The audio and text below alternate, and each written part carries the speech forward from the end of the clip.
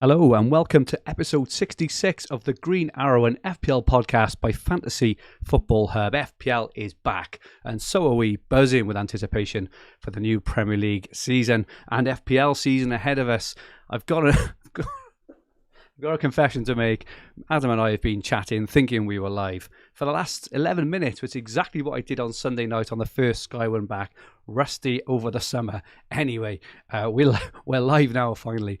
My name is Fergie, and a big welcome to my co-host, Adam Hopcroft. Adam, I've got to ask you again, what colour is your tan after a glorious week or so of UK weather? Yeah, I haven't caught the sun as much as others. I've been working a lot, unfortunately. So, yeah, translucent, I'd probably say at the moment. Superb stuff. Did you enjoy the Euros?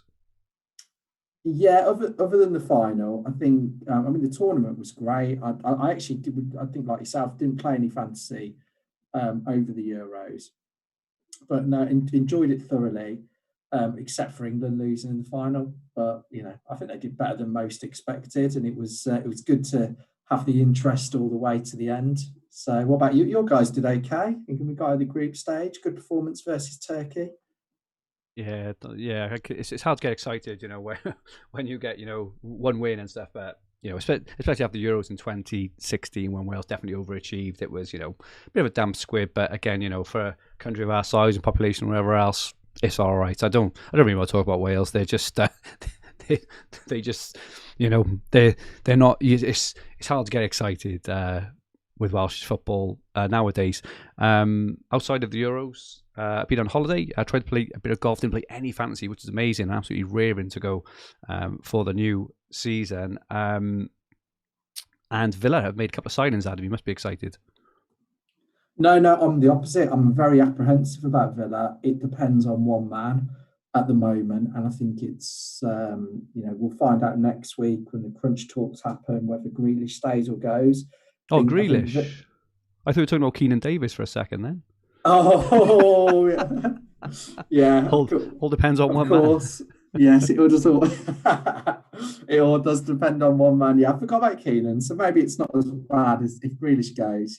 Maybe he'll have his chance to step up and be the talisman of the team. Awesome. So, yeah, but just I think a lot depends if Grealish stays or goes. So we'll see on that. Hopefully he'll stay, but I'm not sure he will, if I'm being honest. Okay, so for any new watchers and listeners, you are very, very welcome. If you haven't subscribed just yet, please press the subscribe button in the bottom right-hand corner of the screen and set the alerts so you don't miss our live streams, which are 8 p.m. every Wednesday evening right here on this channel. Also, please press the like button if you enjoy our content as we are live. Please feel free to join in the chat at any time. Let us know your thoughts on the relevant sections and feel free to ask some questions throughout. We'll try and answer as many as we can. Good evening, everybody. Fantastic group again in live chat. Heike from Finland, Johnson, Strinjoy, Upgrade, Bill Edgley, Carl Colotti, Joe Finley-Badder, Aaron Pickering, Michael Anderson, Karim Gomez, Hoxton. The list goes on and on. Welcome, one and all. It is absolutely great to be back and absolutely fantastic to be able to spend our Wednesday evenings with you again. Just before we kick off the stream and the podcast, we should let our watchers know if you haven't already signed up to fantasyfootballhub.co.uk, there is currently a pre-season 25% discount link at the top of the description below. Members get unlimited access to all our tools, including OptaStats, comparison tools, points prediction tools, Game Week 1 team reveals from all the very best FPL managers, masses of fantasy football content, and basically everything you could ever need to become a better fantasy football manager and dominate your mini leagues. So this evening, we are going to try to not go into too much detail into specific players, which we'll go into a lot of depth next week, but we will attempt to talk at a macro level about how we're going to approach the new FPL season, the key factors and thought processes we apply when selecting our initial teams and our long-term strategy for the season. We will also share our first drafts with you, albeit they will obviously very likely significantly change over the next 2 weeks. Let us know in the chat what the key factors are you consider when building your initial FPL team for game week 1. So these are the 10 factors that Adam and I came up with when considering building our team. We haven't discussed these at all. Adam gave me 5 and I put in 5. But the first one is our own principles and identity as FPL managers. Second is Euros or pre-season. Third is FOMO and must-haves. Fourth is nailed onness, so certainty of starts there. 5 is fixtures. 6 is captaincy. 7th is flexibility. 8th is strategy. And 9th is stats and tools. And 10th is ownership. So what we're going to try and do is attack each of these points and debate how important they are to each of us, and talk through our thought process of how we use these factors to pick our game week 1 team. So in terms, Adam, firstly, in terms of principles then, so I listened back to our season review, and there were some really interesting things in there which I completely forgot about as well. I kind of, made some guidelines for myself, in terms of what I'll be looking at for next season. There were a couple of, things in there, around understanding my identity as a manager, kind of what works for me, maybe not others, things like risk appetite, things like always captain, the safe player, things like trying to get ahead of the curve and things like that. Yours is very much around staying flexible and things. But in terms of, principles and knowing your identity as a manager, how would you define what this means for you? Because I think last season, it's probably fair to say, Adam, that you got, I think you admitted this in the last podcast, that you maybe got a little bit kind of lost in the noise. Are you back as Adam Hopcroft, and what does that mean for your FPL team? Yeah, I think I'm back. I think when I reflected on last season, I think I made a couple of mistakes at the start, but when I looked at things like expected points, when we did the review looking at the data in FPL review, when I look at things like the auto sub points, there was a lot of variance and a lot of luck that didn't really go my way, and I don't think I necessarily made bad decisions. And I think the other thing is, actually, I think I learned my lesson, actually, reflecting back, because I don't know if you remember, and I was just thinking about this prior to coming on. Game week 30 or 31, I was really against wildcarding, and then I did it in between the pods. And I think from that point on, I actually finished the season okay. Yeah. But it was getting rid of the, I was whether it's a stubbornness factor. It was definitely one of the biases on Who Got the Assist podcast that I would, wasn't afraid to make a change. And I think when he says about knowing your identity and principles, it's something I've struggled with. And I think sometimes I've tried to push different narratives with myself, and but I think the one thing that I have been, and the reason that I've done okay in certain seasons, is I've got a good the ability to be able to adapt and be flexible and pick up on things that are happening within season, and that's why I don't typically have rules, or I don't favour formations and things like that. So I think for me, my style is I try and have a balanced view on things.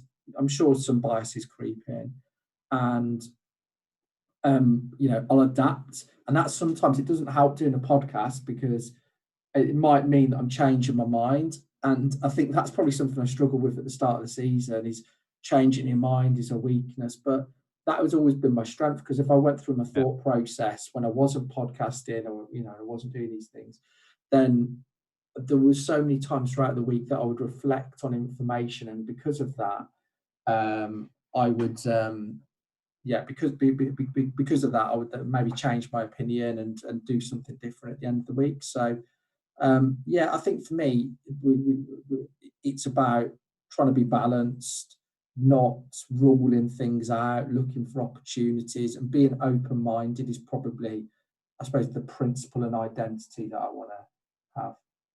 Cool. Yeah. We're very, very different in how we, approach FPL. I think, you're very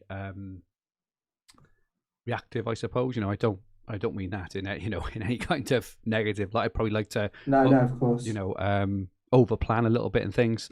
A couple of things which I noted down. I did put a tweet out last week, just around my kind of principles or thoughts on the season, some tips to try and help kind of others as well. I think a couple of the key ones for me, definitely the first one is not to judge short-term FPL performance per game week, right? It's really, really important just not to get down after one game week. It means nothing. It's a 38th of our season.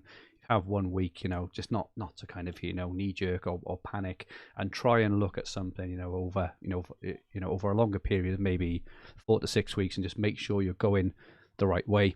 Another thing I've kind of learned, obviously, winning Dream Team, and also doing some analysis on the FPL winner last season was you can actually afford to make mistakes as well and still have a good season. So, miss out Salah captain game week 1 last season, and things like that. It in the again in the grand scheme of things, it doesn't really matter. So I think that's quite an important one. Another one is not to be different for the sake of it, and this is such a hard one. But Matthew Jones actually said consistency is often a differential nowadays, which is so true. If you look at the very, very best managers, they're very consistent in the way they play, very sensible, very patient, and just another one I'd probably pick out in terms of don't over-engineer the team by planning transfers in weeks in advance, because this will inevitably lead to missed points. Always think ahead, but being flexible as you are, and don't be too proud, as we both said, to like backtrack or just get him in. It took me an age to get in players like Lingard and James Justin and all this stuff, because I was just convinced, I was too proud, because I'd maybe said on the pod that I didn't think they were great options. I was too proud then to bring them in, but they're just a couple of principles as well. Just another couple of things.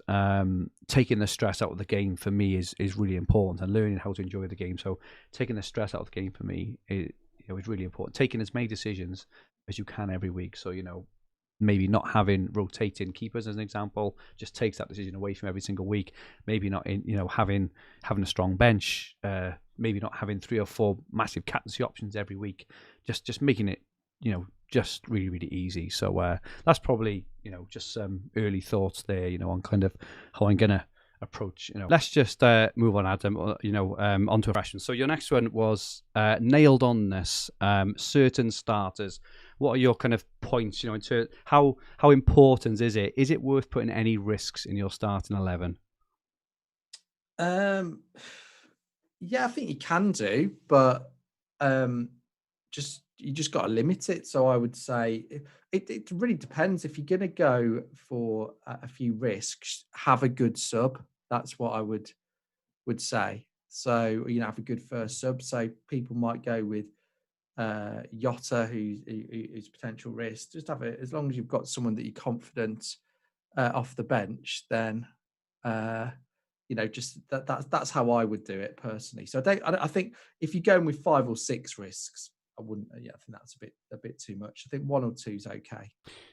Okay, I think the only thing, so I would just add in there, I think it's important at the start of the season, depending on whether you're playing, like an early wild card or not. So if you've got like an early wild card planned in, for game week 2, 3, or 4, just as an example, you can maybe afford a couple of risks. If not, you don't want to waste budget, right? And you don't want to end up to having to use transfers in your team in places you didn't want to, or maybe even have to wild cards. If you put in a couple of players like, I don't know, let's just use Jota, Mahrez, and Torres just as an example. If you had Jota and Mahrez and both of them only played 1 game, out of the opening 2, just as an example, you're probably looking to take those players out instead of actually moving your team on and improving your team. I also think personally, even if they do start and haul, right, how often does this actually happen? It's maybe only a couple of times a season where you have like a real punt and it kind of comes off. It's not very happen. It doesn't happen very often, And also, I think if you do have a propensity for kind of wild punts, it is unsustainable over a season. So if you value just maybe getting a rogue captaincy, hit once or twice a season, great. But in my view, you're not going to have a massively successful FPL season. So certain starters for me, I think you can afford maybe 1 risk in your team. as you said, if people have got like, well, not Lamptey now because he's injured, but maybe, who's the bench for at the moment? Maybe someone like Smith Rowe or Luke Ayling or something on the bench, as backup. Then I think that is fair enough. Okay, let's just touch on fixtures now then. So on screen, we have a copy of our members' fixture ticker, which is filtered on just the first 3 fixtures at the moment. So this is one of my and in terms of fixtures, how I tend to look at fixtures, I tend to look personally at the first 6 to 8 fixtures of a season, and I tend to try to set up my team normally. I didn't last year for the first time, but normally, looking ahead for 6 to 8 sort of fixtures, and maybe getting on 1 or 2 players in advance, in advance of a good run, not kind of waiting for it. So just an example, with Chelsea, their fixtures turn really nice in maybe game week 6 or game week 7. Just an example, I wouldn't be waiting until Chilwell and Werner have hauled in game week 6 or 7 before getting them in. I'll be trying to get them in early. But in terms of fixtures, Adam, I think you look a bit shorter term than me. How do fixtures influence your game week 1 team? I think for me, you've got to weight it. So I would weight it more heavily towards the first 3 fixtures. Yeah. And then I would still look at the ones afterwards. But I think I'm quite open to playing a wild card early. So I think looking at it, I think I'll probably play a wild card either after game week 3 or after game week 7. They're the 2 that really jump out to me because I think you start to get a little bit of knowledge on the season. So my priority is having a good start. So I really look at the first 3 fixtures and weight it heavily towards them. So, because they'll be the players, if they do well, that get the price rises that people will jump on and all of that. So that's what I do personally. I really don't want my team to have a bad start. I think for me, this is why I don't put too much emphasis. I can't remember if I said this at the start of the actual recording or the start of when me and you were just talking and weren't actually recording when you hadn't pressed the play button. But I really don't think your first draft is that important in the context of the whole season. I really don't, because we just don't, at this point in the season, we have the least information. All we're going really off is last season and how much from last season is necessarily going to go over to this season. If you think about the end of the previous season to last season, like Martial was somebody that loads of people were looking at. There were quite a few players like that. Sterling. So it's a different season, and so therefore for me, I think you gain the most information in the first 3 or 4 game weeks. I really do. And I think will work out in that time, will most likely work out who the bargains are, who the players we want to jump on are, So for me, targeting the first 3 fixtures are key. But I'm not too, I'm not too worried to wildcard, but I'm not too concerned about getting everything right. I think the reality is I'll get a lot wrong with my selections. There'll be particularly there might be 3 or 4 players that if I had that turn out to be absolute duffers. I'm sure if we both looked at our drafts from game week 1 last season, that would have been the case. So I'm quite relaxed now, but I think I'll target the first 3 fixtures.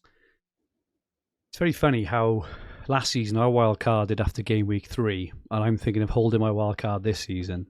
And last season you wildcarded after game week 16, and you're thinking of of wildcarding early now in 3 or 4. It's a very it's funny how we're and maybe that's a symptom maybe of us both potentially not being overly happy with our season last season maybe, but it's interesting that we've got a really contrasting view on the first every season I've done well, and the ones that I've got my best ranks I've wildcarded early. Yeah.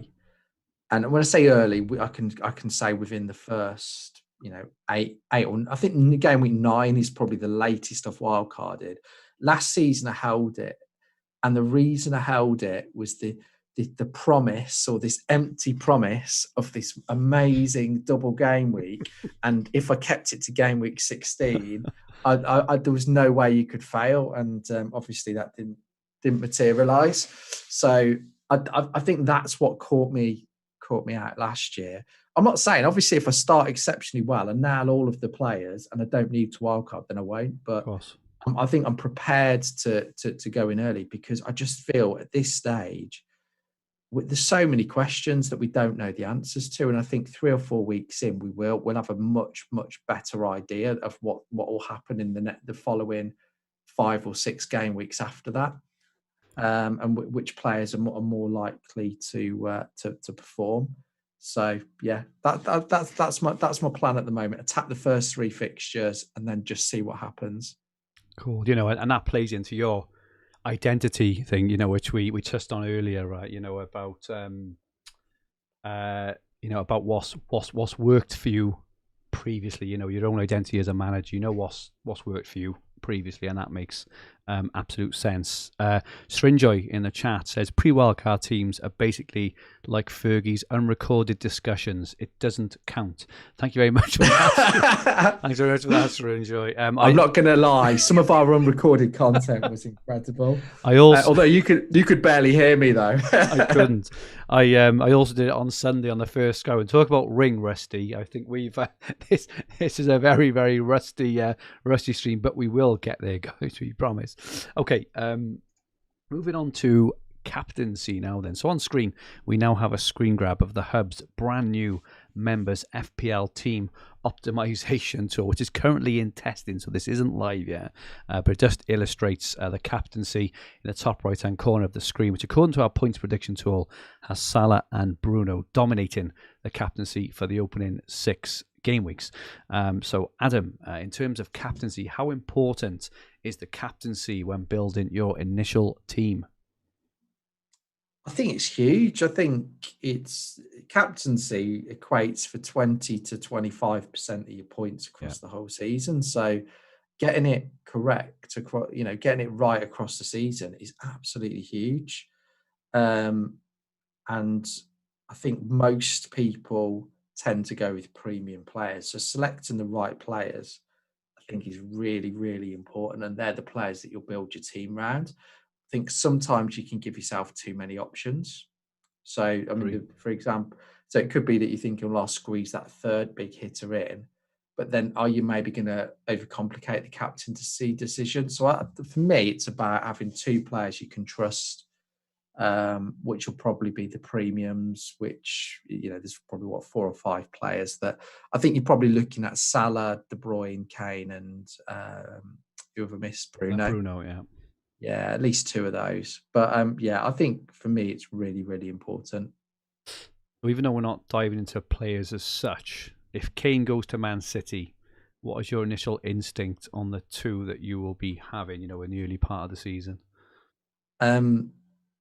It depends what sort of pre-season he gets, because if he goes to Man City, he's not playing the first game of the season. No. So I'm not going to start with Kane, because you're losing 12 million of your budget, aren't you?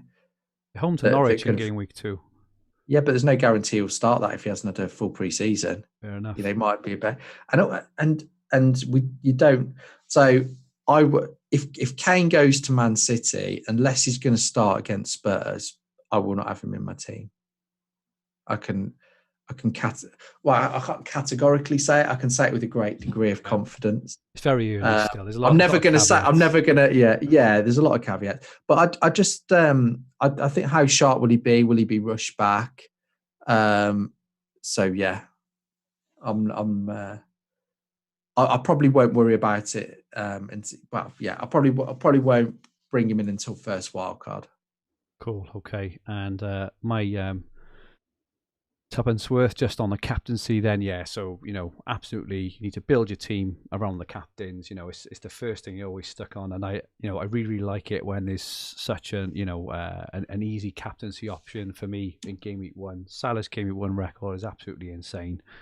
Salah, game week 1 captain, and build your team around, around him. And I changed my mind on this because if we remember discussion we had about a year ago, my thought was it wasn't that important, but you've changed my mind on that. I do think, it's very important. And, just in terms of captaincy, so I think one thing I did reasonably well last season, I think you were a bit unlucky because I think you viced a couple of holes when you went for punts, but I generally played it safe. And, most weeks of the season, not all, but most weeks, if you get a captain hole, you're gonna get a green arrow, and but even the FPL champion Michael Kuhn had 9 captaincy blanks last season. So again, if you do have 1 or 2 early ones, it really doesn't matter. It's not that important. Agreed. Okay, so next one, Adam, we're going to talk about flexibility. So this was one which you've mentioned. You've kind of mentioned it already, but when you talk about flexibility in relation to FPL, what is your kind of, definition? Have you got like 1 or 2 examples you could use? Yeah, absolutely. So I think when we start the season, so I'll give a really good example. At the moment, there's a lot of different formations flying around. I think you can make a good team with pretty much any formation. So I saw you've done a couple of. I saw you do like a 4-3-3 draft the other day, Yeah. And I think, in my opinion, at the start, you've got to put yourself in a position to be flexible because the chances are you're going to get quite a bit wrong. So you need to adapt to the players that start well. Usually, there is you tend to find at the start of the season there's usually a bargain forward that tends to do well. And I think it's just having the flexibility to be able to adapt to these. And I think, let's say you go with a double pivot and you go 4-3-3, it makes it harder for you to jump on, say, a mid-price midfielder. And I think that's all it is. It's being open-minded, and if there is a trend, not a trend, but if there's a player that starts the season well, have a way to jump on them quite quickly.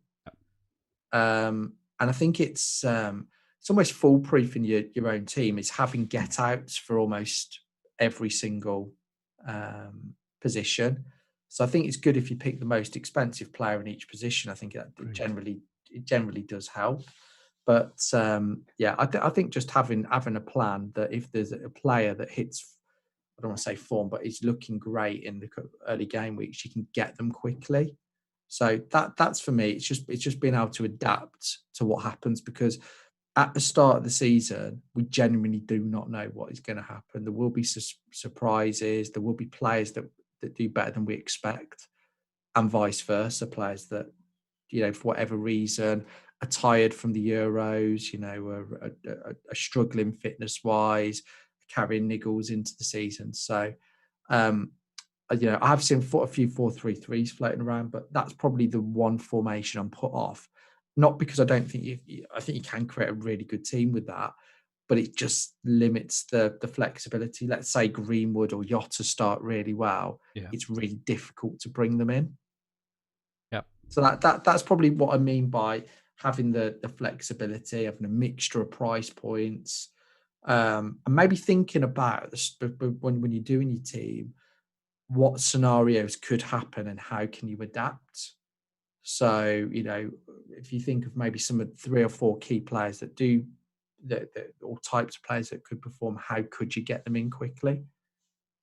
Yes, I completely agree with everything you said there. I think one of the things I learned last season on Dream Team, which I'm definitely going to try and take as much as possible into FPL as well, is basically be able to put my team in a position where I can pivot really quickly on and off teams, and by that I mean let's just use Chelsea as an example. We mentioned this fixture swing, in game week 6 or 7 or whenever it is, right? When it's in game week 7, so they have City in game week 6 and home to Southampton in game week 7, right? But it's very, very difficult to just go all in on Chelsea on game week 7, right? And the same for Man City, Liverpool, all these teams. So I think one thing I'm going to try and take into this season is to basically try and have a key player, if I can, from the majority of the teams that I think I'm going to want in the first half of the season, because it's very easy to do a double up if you've already got one. If you haven't got one, it's very, very difficult, right? So, you come out of game week 6 and, let's just say you fancy Chilwell and Havertz, just as an example, right? It's very, very difficult to go into game week 7 and get in Chilwell and Havertz, right? One, because of the price. 2, you may have to take a hit. 3, you may have to wild card. And also, what you don't want to do, and this is something, I see people doing time and time again, is they will maybe bring in Chilwell in game week 7, using the one transfer, and then bring in Havertz in game week 8. So not only are they booking in transfers, they're potentially like missing points, right? So one of my key kind of strategies for this season is to try and minimize transfers by having a very rounded squad of players that I can easily pivot onto doubles or trebles if I wanted to, right? So, Chelsea in game week 7, I think Man United from game week 15 is an example, right? I think we're going to... They've got this huge run of fixtures, like 15 or 16 game weeks from game week 15. I'm not going to want to start thinking about getting 3 players in then, because it may cause harm and neglect to the rest of my team. So I'll show you my team in a bit when we get to our first drafts, but I'm immediately thinking of a change because I haven't got any City players, as an example, right? And say City play Spurs in game week 1 and they win 3 or 4 or 5-0, which is not outside the realms of possibility, right? People will be absolutely clamouring to get City assets in for game week 2. If I've already got, even just say Diaz as an example, right? It means, if I wanted, I can use my transfer, bring in a City player, and I'm doubled up already while everyone else is clamouring, and vice versa. If City don't look good, I can maybe move him on. So I think that's something in terms of flexibility, which I'm going to try and do, and that is definitely something I learned on Dream Team. So what I did on Dream Team last year was I had a number of players across all teams that I could quickly switch on and off. I could multiply on quickly or get Ott off quickly. So so that. And then, just touching on strategy then. So the next one was actually strategy, and I'll just so this is one of my ones, so I'll just touch on this quickly then. And firstly, I was talking to the FPL General this afternoon. We did a video which is right here on this channel, so he revealed his team. If you're interested in that, you can do that. But one of the things he said, which really struck a nerve with me actually, is that it's a marathon and not a sprint. And his plan for the season is to stay with the pack at the start, and and look to trust our FPL skill, judgment, and discipline throughout the season to help us pull away at the right time. And that is something I think I'm going to do. I don't mean go in template for template's sake. As an example, it does mean captaining Salah in game week 1. If any players got over 50% ownership, I personally think, and it's not for everyone, but I think it'd be foolhardy to not go with him, because he's going to be 50% owned for a reason, because he's probably a very good option. And if you haven't got him, your rank's in trouble, as mine was with Salah last year. So that is definitely something I'm going to do. And just a couple of other things that I'm going to do this season. I started to do this last year. Choose my battles, right, as well, and try and optimize very specific opportunities, and try not to optimize every game week. So looking at at Leitriser for a bit of inspiration here. He's very, very clever at spot opportunities. It's very easy to think with Leitriser that he's maverick and he's gung ho, but he's not. He's just incredibly clever on when he takes his gambles and when not to. So for me, just for an example, Salah in game week 1 is not worth gambling against, and I can practically guarantee, especially after the season he had last year, that Leitriser will definitely be captaining Salah in game week 1. He's not going to be going off and captaining bloody Werner or anyone like that. And finally, just in terms of strategy, my chip use, so I was very vocal on this last season. I'm going to put very, very little planning into my chip use this season. I'm going to use them. I'm definitely going to use a free hit in a blank game week, and I'm not going to over plan for the double at all, especially after last season, my absolute disaster of using my bench boost in game week 18 for a surplus of 4 points. Absolute nightmare. So that's my third strategic sort of point there, Adam. So in terms of your strategy. Obviously, you've mentioned flexibility. Have you got any other thoughts, on how you're going to play parts of the season out? Yeah, I have actually. So the first thing is that I remember when I did my wild card, and there was a little bit of a joke about it being template, and that wasn't that just happened to be with the players I picked, and I remember, and the ownership. But I think for me, the start of the season's about building a base, and it's not necessarily and then moving away from that to try and get the players that start the season well. And so I'll be aggressive at the start of the season, and whether that's an early wild card, whether that's points hits, because your first 3 or 4 game weeks, none of us know who the value players are. We can guess, but we don't know. And I think over if we look at the start of any season, that's when you really get the information. Look at last season, Bamford emerges at 5.5 million, or whatever he was priced at. Jimenez a few seasons back. There's always Ings, if you think about that. So I think there's always these players, your Lundstroms, so I think for me, it's about getting on them early, and even if it costs you hits, it doesn't matter because they'll pay it back over the long term. So I'm going open-minded. I'm going to understand that I probably will not get my team right at the start, and which is absolutely fine.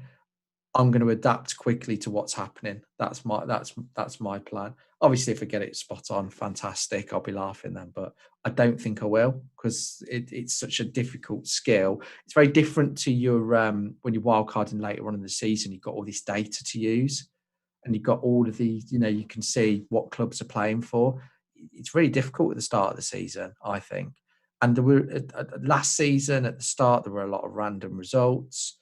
I think teams haven't got Europe, so they're more likely to go with their strongest starting 11 for the first 4 or 5 game weeks. Yeah.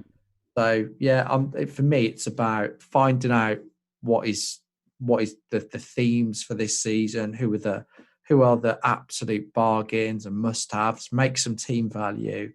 And if I'm certain on a player or fairly sure, I'll go quickly and I'll go early on them. Whether, if there's 4 or 5 that I want, I'll wildcard.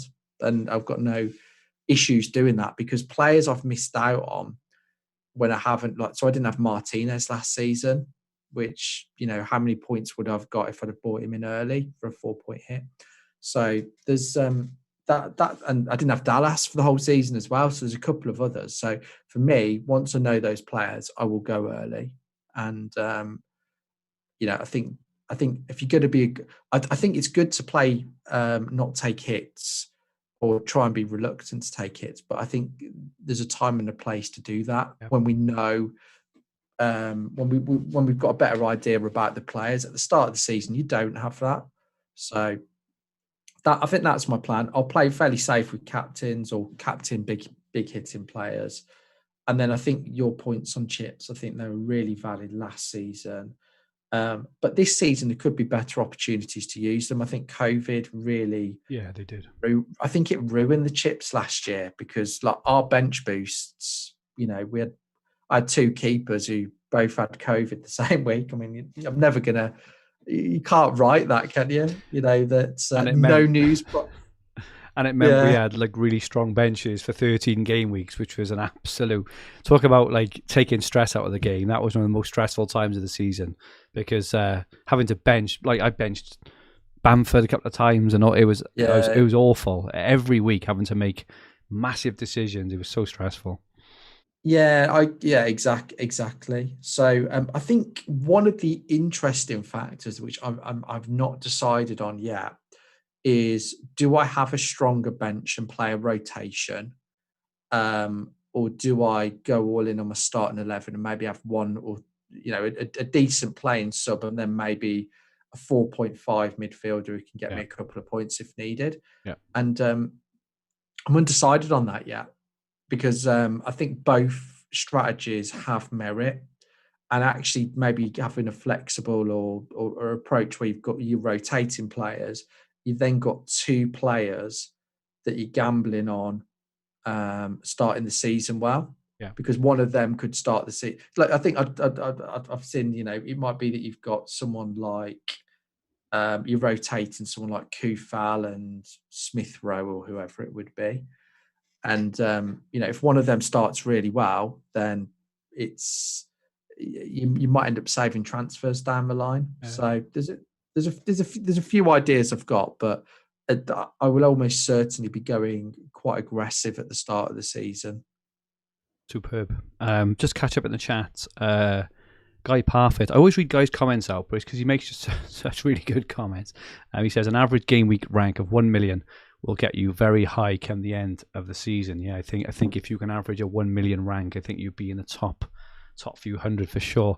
Stringjoy says Salah's game week 1 haul psychologically derailed my entire campaign, to be honest. Snap, mate. I think I was rank 4.3 million after like game week 4 or 5, and I know you can get it back, right? But it's no fun climbing. It's really no fun. It's nice to get on the front foot nice and early. As there was just an example there in the chat actually. Marcus says, yeah, I didn't even own him, but still managed to scrape an okay 30k rank. Absolutely. Nihal asks a question. What are your ideas about keeping 0.5 to 1 million in the bank to jump onto bandwagons, or are you in the using the budget completely boat? What a really good question. What are your thoughts on that? It's a really good question. It is.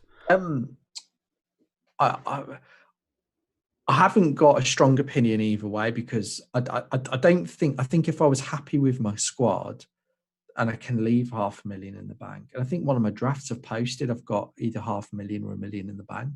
I think that's absolutely fine. I think it's a really good point, because one of the issues at the start of the season, if any player rises in price, you then can't make a like-for-like move, can you? So Jota goes up to 7.6, you've got Greenwood at 7.5, whereas that 0.5 would give you the flexibility to do that. So I think the way that I think FPL has priced players more kindly than last year, or that's what I feel anyway. And I think you can get away with 0.5 in the bank. And I think it's a definite strategy, and it will give you an advantage. And you're only really going to be sacrificing one of your bench players, and you would hope that for maybe the first couple of game weeks, you won't need those bench players, or you won't need your second or third sub. So I think it's a really good point. I'm largely in favour of it. Whether I do it or not, I don't know yet. Well, what do you reckon? I'd like to think that I would, but I think we're all conditioned, aren't we, to just try and maximise it. And if you've got that, I don't know, let's just say dunk to Shaw or Wan-Bissaka, or Antonio to Calvert-Lewin, or something along those lines. Sarr to Buendia. I think these 500,000, even like Meslier to Martinez, I think these 500,000, we're just conditioned to try and spend it. But I do think it's definitely, if you can save that, if you're really happy with your team, you can save it back. I think it is a really good thing to do for all the reasons, Adam. You just said. Mark Byrne just asked, with crowds back and the stadium's restrictions easing, do we think a strong bench will be even more needed this season? And Burnbrae asks, question for Adam, how much do you think COVID affected last season's player team performances? So two, very related questions there. What are your thoughts, Adam, on how it may play out? With crowds back? Yeah. And hopefully no COVID. Yeah. Well, yeah, hopefully no COVID, because I think it one of the big frustrations last year was the short-termism of things like matches getting called off at pretty much no notice, and I think there was absolute chaos, and of course it was the same for everybody. I think players were affected last year. I think there was a lot of players that were impacted by fitness. Yeah. I think that because of the long-term COVID effects, St. Maximin was one of them. Villa were impacted, obviously, in just after Christmas with the COVID outbreak, and I think that had up to 9 players who caught COVID, and I think that did affect Villa's season as well. So, and I think any of the teams that were impacted by that, but I thought obviously it threw in things like fixture congestion. So it definitely did have an impact. I think the crowds thing is an interesting one, because I think the odd game that was played last season, so Villa played Chelsea at home, and I think the fans had a big impact in the fact that Villa won that game. I really do. I think it made a huge difference. There was only 10,000 fans in. But is it that the novelty effect, and how quickly will it turn to fans getting on players' backs? And so I don't know if it will have a huge impact in terms of it positively impacting home teams. I'm not sure it will do.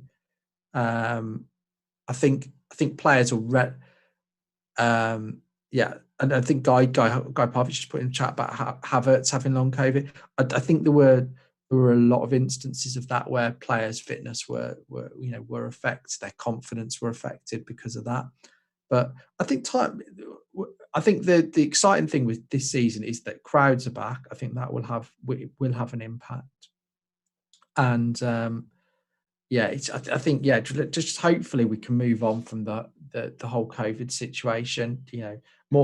Probably more for life in general than just football. Yeah. But it was there were so many challenges it threw because of that.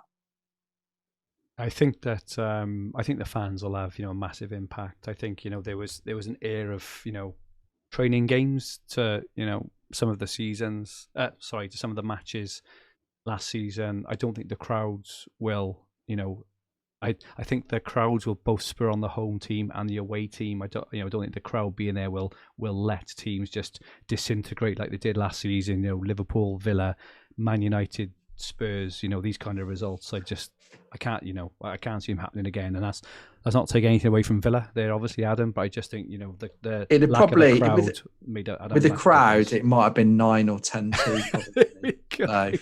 Imagine Keenan Davis hat-trick to finish it off. Yeah, exactly. I'll tell you one thing I do think will have a big impact this year, which I've not heard anybody talk about, is offsides with the thicker lines. I think it will have and I'm really, really pleased with this decision, because I think the last 2 seasons, the amount of goals that have been ruled out, fingernails, for armpits offside, etc. So if you think last season, some of the big decisions, Bamford when he was pointing to be played for it, I lost that one. I think the Kane one at the end of the season at Leeds, the amount of goals I lost to offsides last year, and the season before, and I think it's great because if anything, where we saw penalties being a big factor last year, we saw more penalties, but I think we'll see more goals being allowed this year. For the likes of people that play on the edge, Mane, Sterling, Werner. Werner will probably just be fractionally offside instead of offside this season. But I think, I think that'll have a really, really big impact on goals being scored. I don't think we'll see the really, really marginal ones get called offside. So that's what I think anyway. And I think it's the right call because it makes the game more interesting, more goals. Cool. There's a lot of love in the chat for Dele Alli, who has just scored for Spurs. Apparently, he's looking very good. So 6.5 million. And he's a good price, isn't he, this season? He is a good price. If he starts, it's very difficult because obviously we're not going to be able to see the game week 1 team, are we? But. Mind you, there's a way to Man City in game week 1, so it doesn't really matter. It's more for game week 2, I suppose, isn't it?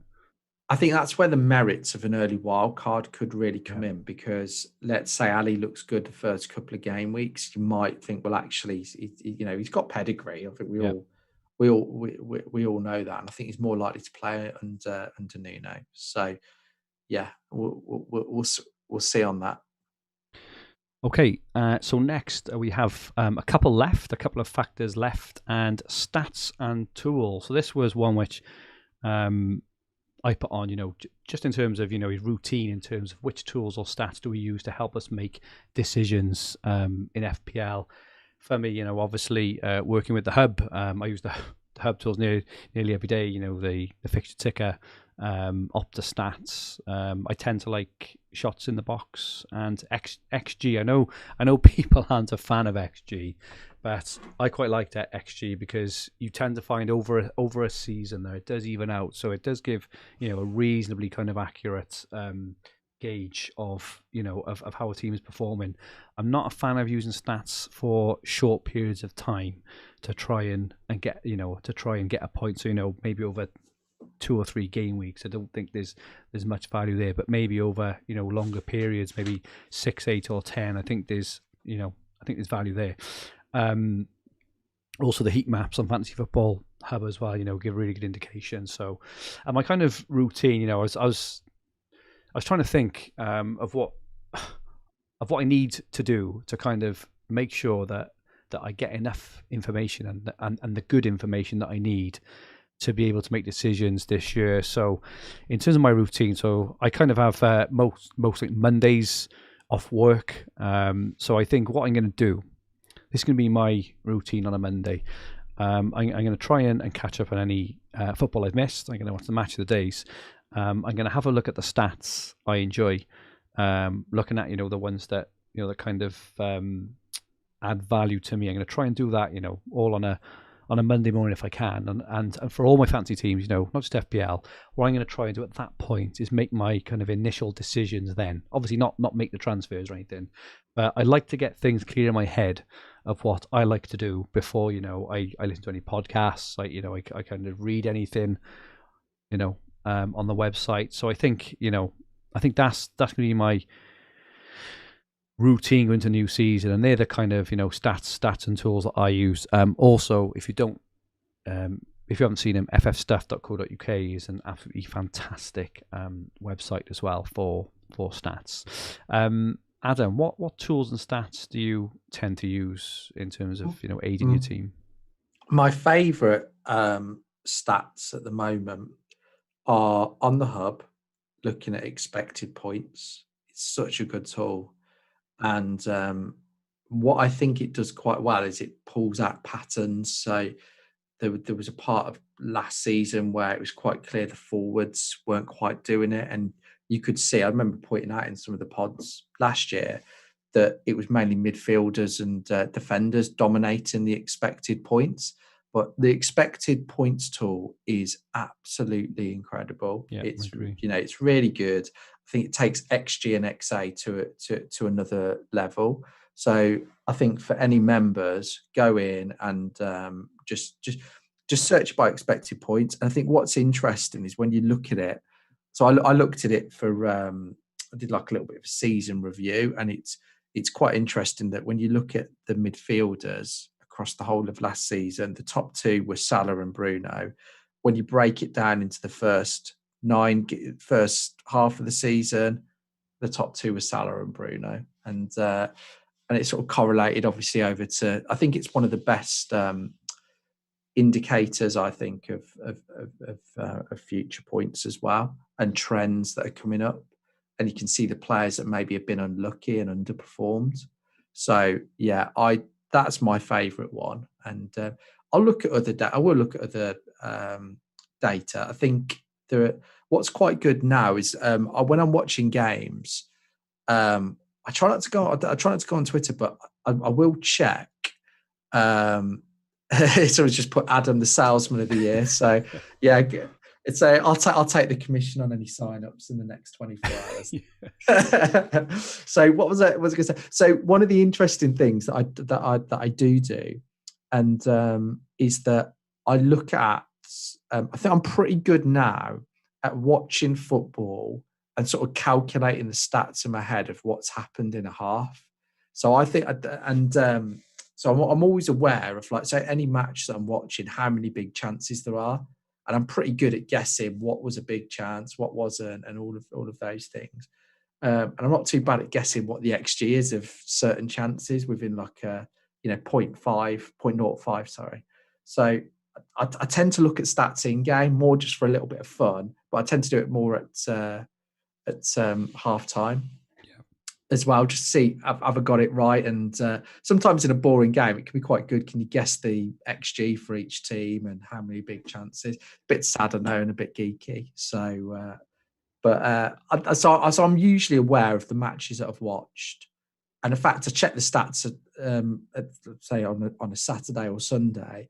I would always go into SofaScore and have a look at the stats for each team, and it's quite good. They've added XG into that now. Yeah. So yeah, I think the expected stats and big chances are probably, and big chances created are probably the ones that I look at. But yeah, it's. I think for me, just going back to it, I think the expected points tool is really good. It's really good, and that's probably the main tool that I use in the hub, I would say. And we used that a lot last season, didn't we? On the stream, and we're doing the same this season. Yeah, exactly. We'll be using expected stats to kind of spark a conversation around players we're interested in and things, for the coming weeks and things. So before we reveal our current drafts, what we've got first here. So we've got the this is the final factor to think about, and this is ownership.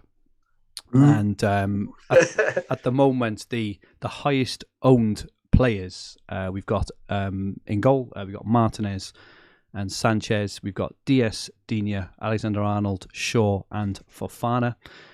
We've then got Grealish and Mount, Rafinha, Salah and Bruno, and Watkins, Tony and Kane up front. So obviously you couldn't afford this team. These are the most 15 expensive players in their respective positions.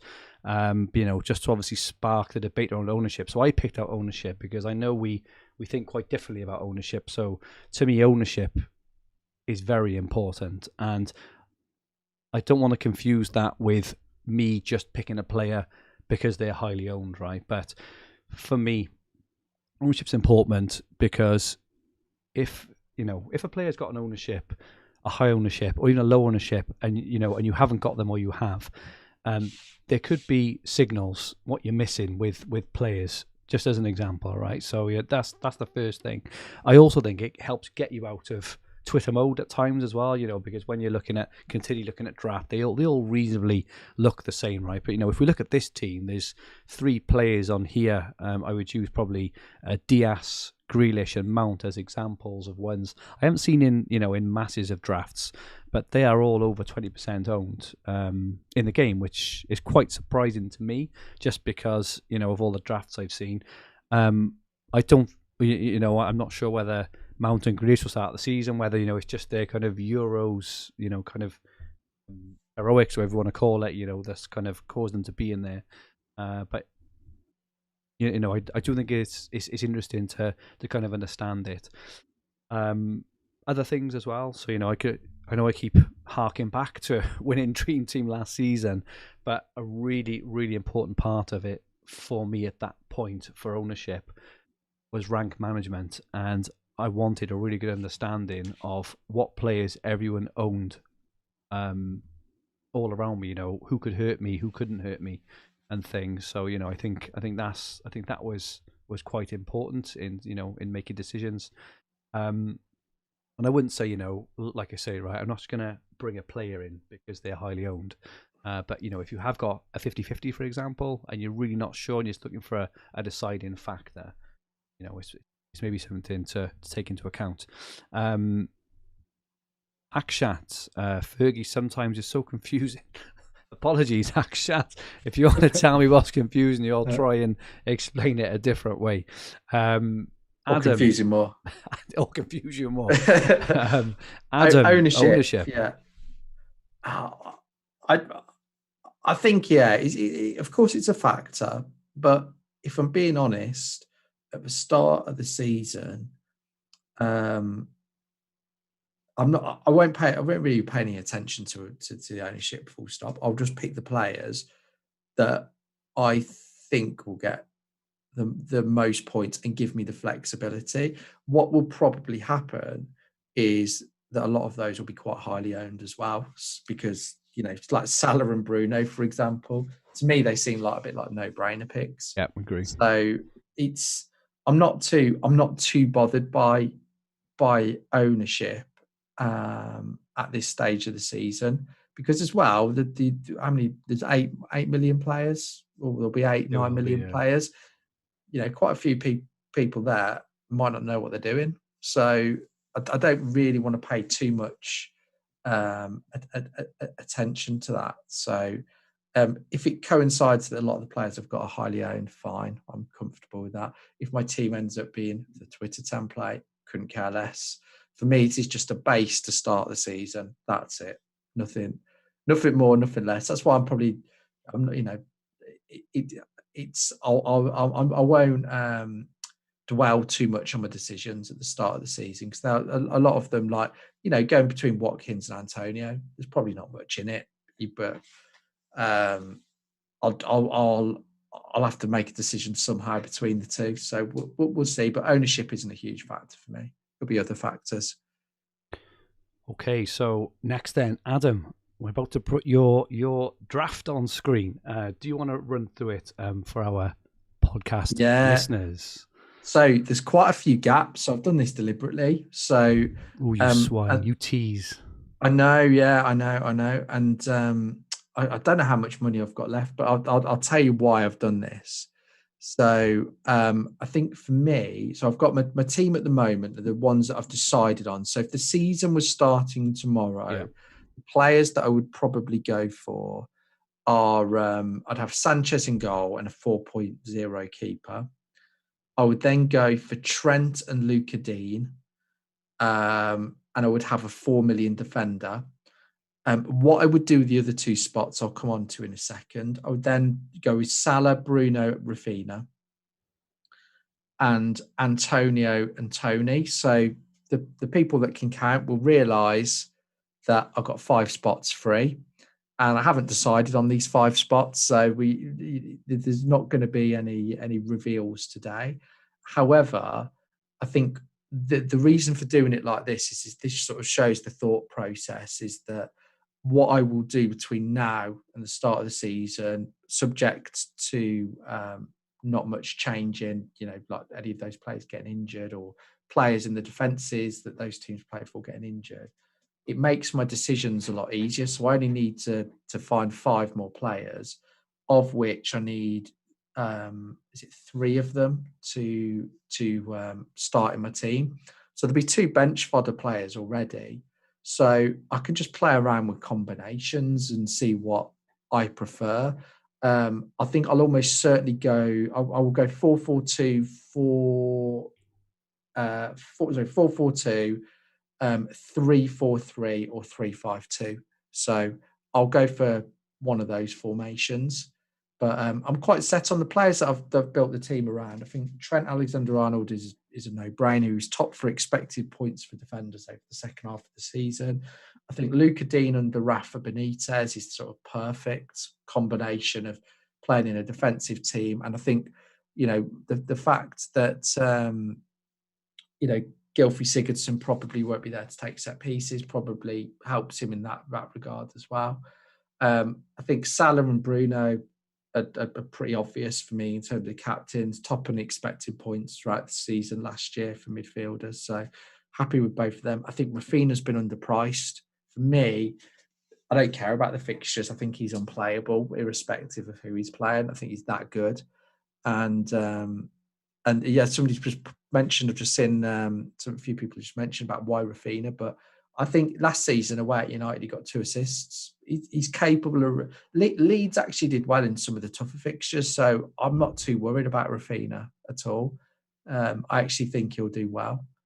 And then I've got... And then so I've got a couple of spots to fill there. And then the forwards, I think Tony, I like his stats.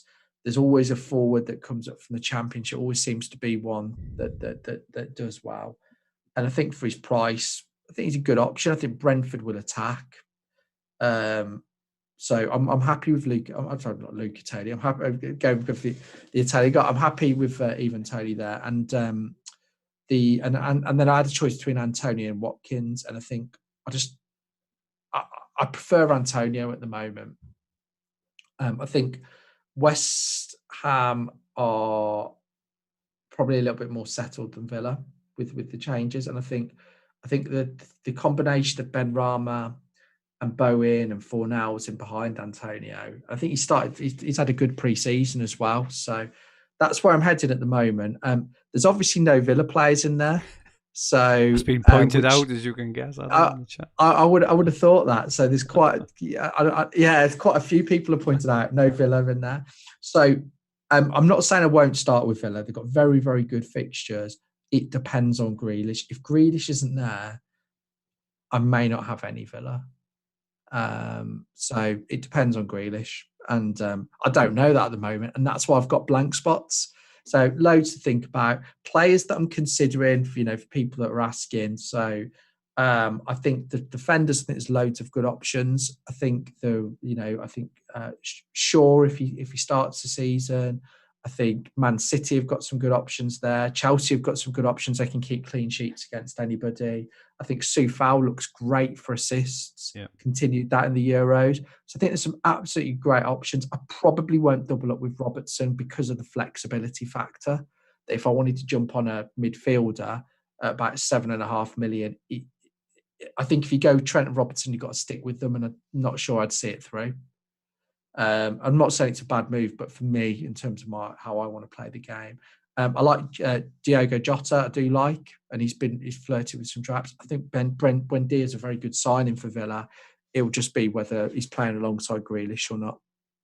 So, and then if I go for a third forward, at the moment it would probably be Calvert-Lewin, but that could be Ollie Watkins. Or even Callum Wilson possibly, but I'm open-minded at the moment. So for me, it's going to be about gathering data to make those final decisions. We'll be gathering away in this next week, Adam, because I'm hoping next week we can do a bit of a deep dive into all the players we like, which will be the real meaty. Interesting one to so everything we talked about today kind of applying that into how we choose our teams. Moving on to my team at the moment, it's changing every half an hour or an hour, right? But where I've got the moment, I've had Sanchez in all preseason. I changed him to Martinez yesterday because trying to think of I'm personally, as I've said, I'm trying to plan out for the medium term, rather than the short term. I just think that Martinez, he was sensational last season. There's nothing to say that he won't be this season. They've got the fixtures. He's 5.5 million. I do think Sanchez obviously a really good option. Meslier, I'm not that keen on Meslier. Personally, people talk about his having to make lots of save points, but he has to make lots of save points. He gets lots of save points because he has to make lots of saves. Whereas I preferred a little bit more of a defensive team there. Foster as the backup. One big plus on Martinez. I'm not convinced on Villa's fixtures and how many clean sheets they'll keep, but one big plus is he saved 4 penalties in the Copa America. Wow. And he looked an absolute machine. There was a lot of trash talking involved. He was getting in players' heads. Yeah, I saw that. He looked really good at saving pens. So you could get a cheeky penalty save out of him. Obviously a long shot, but just I can see why you're going for Martinez. And I will definitely be going for a 4 million keeper, if nothing else, just to take the stress out of a decision every single week. Yeah. So the one's is on Foster, and Bachmann is being looked at by Ajax, so Foster could potentially be a 4 million starter, but it could be any of them really. Moving on to defence, I've currently got Brandon Williams as my 4 million left back. It looks like he may even actually start the season because both potentially Shaw and definitely Tellez are going to miss start the season. I'm not going to start him at all, but he's just there. Isn't that a risk with going with Williams? Because if he doesn't secure a loan move, then there's obviously that element of risk, and it blocks you from having 3 genuine United options. That's not a bad shout there actually, and it's something I hadn't considered. So thanks. I did that with Villa last year because I had the two I had the two keepers. But no, that is a good shout. I'll think about that. I've kind of got a strongish back four of Shaw. If Shaw's not fit, he could be Wan-Bissaka. Trent and Digne for the same reasons as yourself. I've gone for Dunk at 5 million. Brighton's fixture is really good. He's very, very attacking as well. Not overly convinced. I have had Chilwell in there for most of pre-season because, again, Chelsea can defend and keep clean sheets against anyone. And something you kind of mentioned, we touched on earlier about FOMO of players and being scared of players. Do you know what? When I don't own Chilwell and he plays, he scares the bejesus out of me because he looks like he's going to score like how much is Chilwell? Is he 6? He's 6 million. So I think 6 million is really, really good value. So I've had him in there, but I'm on Dunk at the moment. But I'm tempted to go back. Chelsea's fixtures, they've got a really nice opening fixture, home to Palace. After that, they've got Arsenal, Liverpool, Villa, Spurs, and Man City, right? So it's a bit of a stinker, but Chelsea can keep clean sheets against all those. Chilwell can score points against all those, and I just think it saved me a transfer later down the line because I think I'm going to want him, because he's such a good, or such a potentially good FPL asset. So yeah, I'm on Dunk at the moment, but it's all down to cost because I did have 2 4.5 mids and I wasn't comfortable with that, which is why I kind of changed it around. So in midfield, Bruno, Salah, and Rafinha at the moment. I've got Smith Rowe, signed a new contract at Arsenal, be given the number 10 shirt. I think he could have a really, really good season. And to your point earlier, you used an example of Soufal or Smith Rowe. I could have Smith Rowe and Dunk, right? Potentially as that, if one of them does well, it saves me a transfer. And I've got Gilmore, as my 4.5 at the moment. So that's my midfield at the moment. And up front, again, it's like at the moment, I do like Watkins. I thought he was incredibly unlucky last season. Even if half of the goals that got disallowed from him went in, he would have had a sensational season. Thicker lines will help him. Thicker lines will help me indeed. Tony, I can understand people, saying with Tony, around, unproven, that and the other, 6.5 million. I personally think he's just worth a gamble looking at how he plays, watching him a bit last season, looking at his stats. He's on penalties, I know that people like to harp on about non-pen XG. To me, non-pen XG doesn't matter when you've got P when you're on pens. It's just to me, it's just irrelevant. He's on pens, so he scored 31 goals last season. 9 were penalties. You do get penalties in the Premier League as well, so I think that Tony is a really good option. And at the moment, I'm on Calvert-Lewin. That could be Antonio. That could be Wilson. I do like Cavani. It's just if I go for Cavani, I'm then spreading the funds just a little bit more thin at the moment. So so gaming now in the chat now. So Tony's goals are set pieces, pens, and tap-ins, but they're all fantasy points. I'm good at that. It doesn't matter whether you score a 30-yard overhead kick or whether you score a tap in 6 yards out. It's still worth the same amount of points. To me, it just doesn't matter. It's points. Point is what fantasy football is all about. Nothing else. So players I like. I mentioned Chilwell. I've had Havertz in a draft as well. I think he's the kind of player that if he plays game week 1, home to Palace, could score, if he gets a goal and assist or something, you can see him. I know his fixtures aren't great, but I don't think it matters. With that Chelsea team, if he's playing in that number 9 role up front, 8.5 million midfielder up front for a team who will be pushing for the title. I mean, to me, it looks like a bit of a no-brainer, right? It's just budget and fitting everyone else in. I've had Buendia in. I've had Sarr in. I probably wouldn't have Sarr and Tony. It'd be one or the other. Two promoted teams. I haven't really thought of Kane. Obviously, if Kane goes to City, I think he's, obviously talking from potentially game week 2 or 3 onwards. Permacap And a really good point in the chat from Gaming Now as well, in all fairness, he said, why no City and Chelsea defence? And I do, so it's back to my point I made earlier, right, around if I can, I would love to be able to have a team where I can pivot on and off teams really, really quickly. So by getting in, potentially Diaz and Chilwell, means if City go on a bit of a run or Chelsea, I can double up really quickly. Whereas, like I said earlier, looking at that team I've got on screen now, if City go and do Spurs 3 or 4-0, I've got no City going into game week 2. Whereas even Diaz would be, decent option going into game week 2. So yeah, that's my current thoughts. But there's still, over 2 weeks to go. I'm pretty sure we'll learn an awful lot, in the friendlies. There could be injuries, could be transfers. If there's a big injury to a big player or a highly owned player, that just kind of releases, the opportunities for us to change things up. Emil Danielson says, Fernandes and DCL to Sancho and Vardy. Good captain for game week 3. I'm sorry, mate. There's no way I'm not playing Bruno.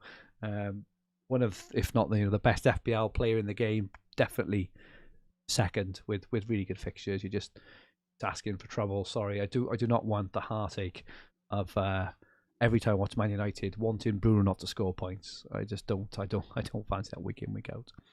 So they at the moment are our teams. Adam, any kind of final thoughts, on players or teams? I think. So you've gone Gilmore. Why have you got, I think on 4.5s, I think Brownhill's a better option personally. Yeah. That's and I don't know if that's fair. And the only reason I think that is you got Gilmore will automatically miss 2 matches versus Chelsea. And point. I think Brownhill will have a little bit more goal threat. Not much. I don't think he'll tear it up, but yeah, that's that. Other than that, now I think it looks fine. I think all the players you've got are players that I'm considering.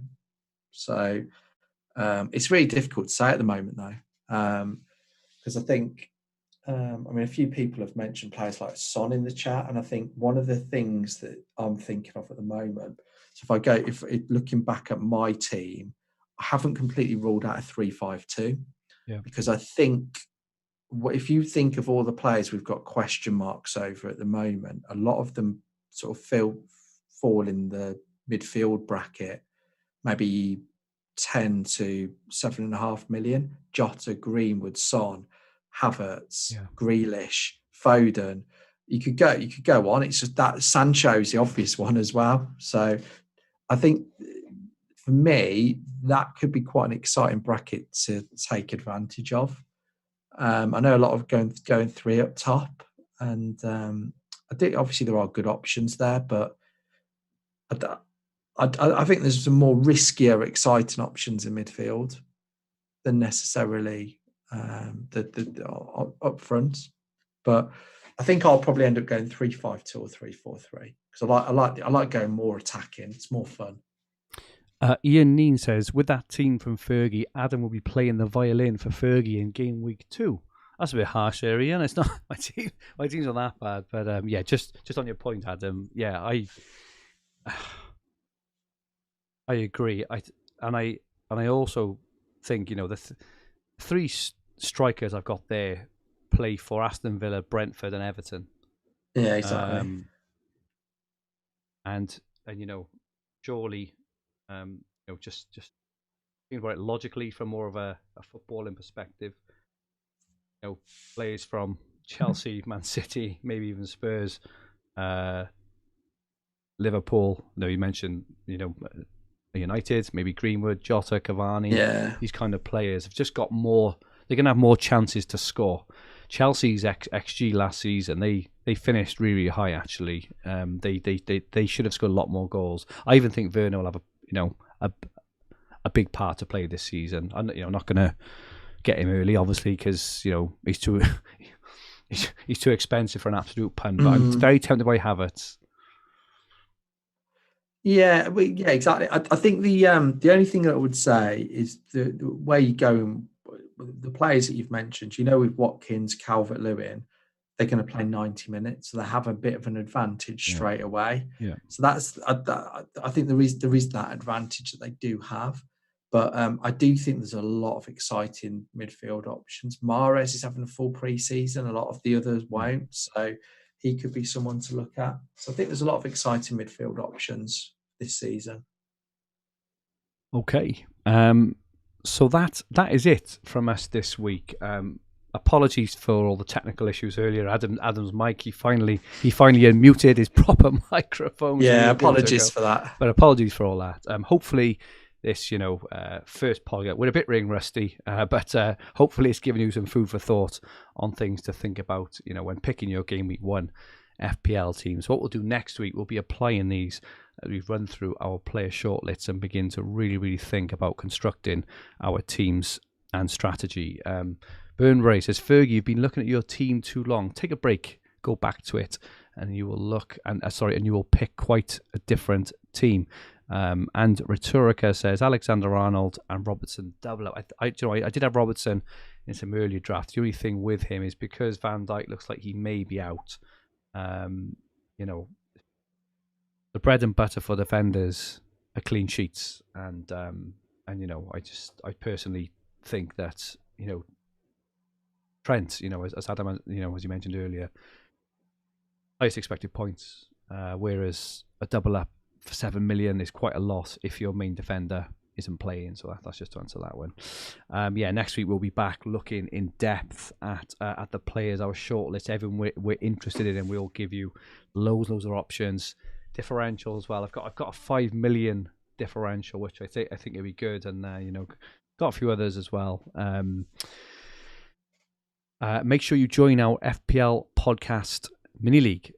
There will be a Fantasy Football Hub goodie bag prize and free premium membership for first place. The mini league code is QDASZ2, or our YouTube watchers can join using the auto join link in the description below. It should also be now on screen for everyone who's watching live on YouTube. Adam, thank you so much for joining me this evening. Insightful and brilliant as always. Where can people get hold of you? Twitter, Hopcroft13. Cool. And my Twitter handle is at FFH_Fergie. This podcast and video will be on the Fantasy Football Hub YouTube channel, with the podcast versions available on all major podcast platforms. If you like what you watch, please click the like button and remember to subscribe to the channel in the bottom right-hand corner of the screen. If you enjoyed your listen, please rate the podcast. Go to Apple Podcast, give us 5 stars and leave a comment. It would be so appreciated. Our handles on Twitter, Instagram, and TikTok are at FFH_HQ, and our podcast Twitter handle is at FFH_Green Arrow. So make sure you drop us a follow on our channels. Our website is fantasyfootballhub.co.uk, where you will find everything you need for fantasy football all under one roof, including player comparison tools, the fixture ticker, Opta stats, top player team reveals, points predictions tools, all the tools we talked about earlier, including looking at expected points, XG. We've also got a brand new Rate My Team and FPL team optimization tool coming, which is going to be absolutely groundbreaking and mind-blowing. To join the tens of thousands of other managers and sign up to the hub, choose all our amazing resources, click the top link in the description below. There's currently a 25% pre-season discount. Make sure you get it. You will not regret it, I promise you. We'll be back next week looking in depth at players and applying our team selection strategies to help us start refining our game week 1 teams. Stay safe and may all your arrows be green. Good night all.